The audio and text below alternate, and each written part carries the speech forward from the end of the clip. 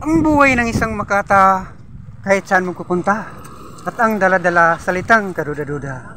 At kung minsan naging tanga-tanga siya sa paningin sa pag-iisip ng iba, pero ang tanging siyang ito ang siyang gumigiliw sa puso niyo at ang bumubuhay sa patay na pakiramdam. Huwag mong husgahan ang isang tao dahil kahit saan ka man magpunta, hindi ako nag-isa. Maradamay mo lahat sila.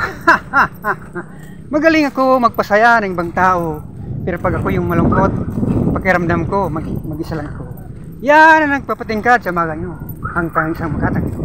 Alam mo ba kung anong masakit na katotohanan? Yung sarado yung mga mata nila sa kabutihan mo, pero bukas yung mga bibig nila sa mga pagkakamali mo.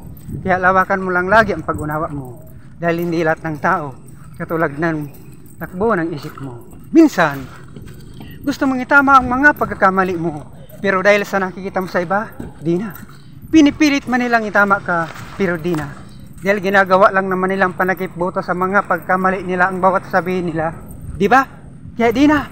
Di na nga nila may tama yung sarili nila sa mga bawat pagkamali na. Tapos, itama pa nila yung iba. Di na.